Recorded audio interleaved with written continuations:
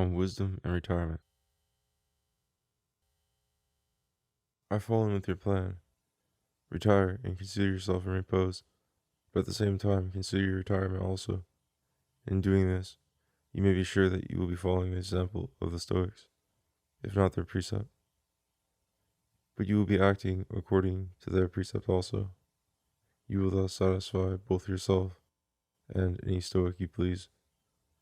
We Stoics do not urge men to take up public life in every case, or at all times, or without any qualification.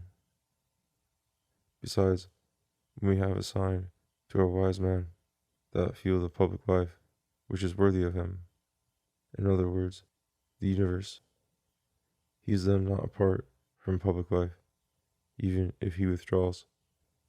Nay, perhaps he has abandoned only one little corner thereof, and has passed over into greater and wider regions. And when he has been set in the heavens, he understands how lowly was the place in which he sat when he mounted the curial chair of the judgment seat. Lay this to heart, that the wise man is never more active in affairs than when things divine, as well as things human, have come within his ken. I now return to the advice which I set out to give you, that you keep your retirement in the background.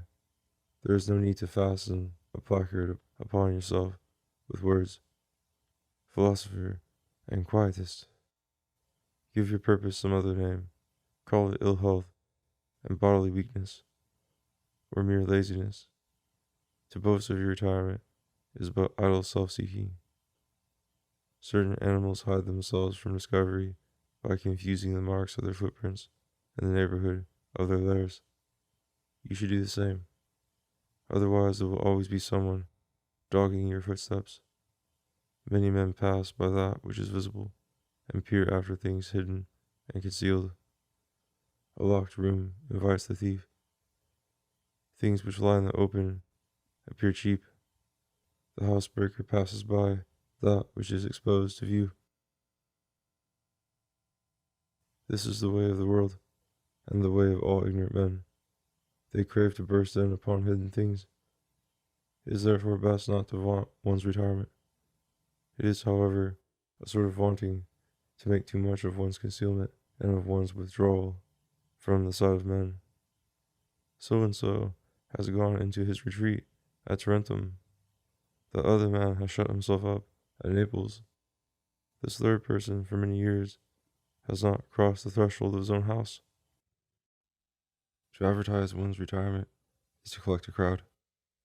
When you withdraw from the world, your business is to talk with yourself, not to have men talk about you.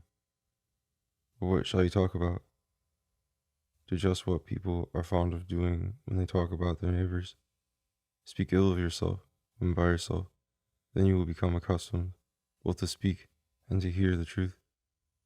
Above all, however, ponder that which you come to feel is your greatest weakness.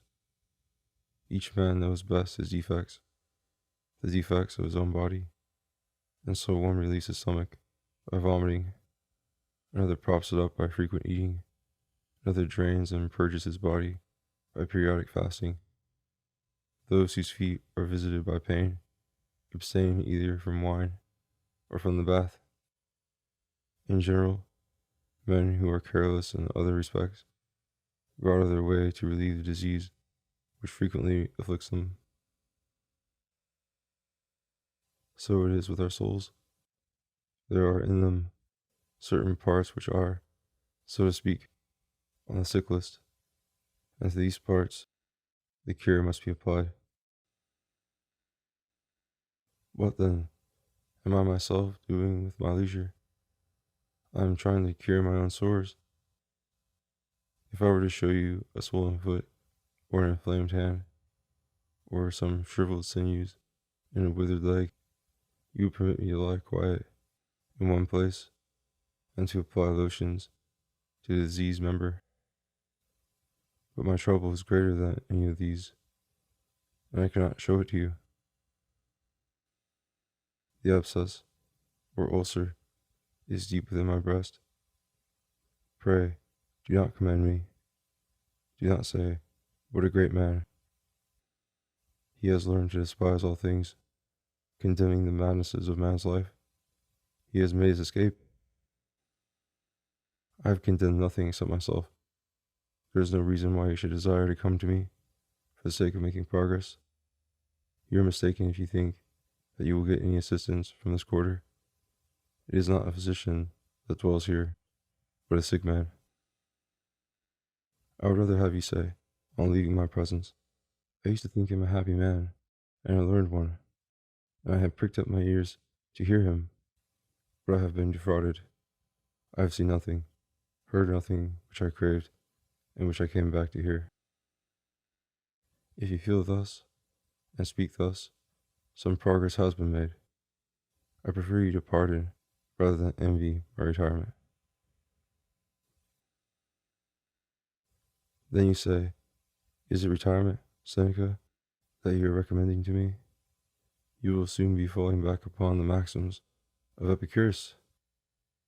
I do recommend retirement to you, but only that you may use it for greater and more beautiful activities than those which you have resigned. To knock at the haughty doors of the influential, to make alphabetical lists of childless old men, to wield the highest authority in public life. This kind of power exposes you to hatred, is short-lived, and if you rate it at its true value, is tawdry. One man shall be far ahead of me as regards his influence in public life, another in salary as an army officer and in the position which results from this, another in the throng of his clients. But it is worthwhile to be outdone by all these men, provided that I can outdo fortune. Am I no match for her in the throng? She has the greater backing. Would that in earlier days you had been minded to follow this purpose. Would that we were not discussing the happy life in plain view of death. But even now, let us have no delay. For now, we can take the word of experience, which tells us that there are many superfluous things and hostile things. For this we should long since have taken the word of reason. Let us do what men are wont to do when they are late in setting forth, and wish to make up for lost time by increasing their speed.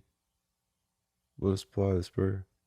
Our time of life is the best possible for these pursuits, for the period of boiling and foaming is now past. The faults that were uncontrolled in the first fierce heat of youth are now weakened, and but little further effort is needed to extinguish them. And when, you ask, will that profit you, which you do not learn until your departure? And how will it profit you? Precisely in this way, that I shall depart a better man. You need not think, however, that any time of life is more fitted to the attainment of a sound mind than that which has gained the victory over itself by many trials and by long and oft-repeated regret for past mistakes, and, its passions assuaged, has reached a state of health.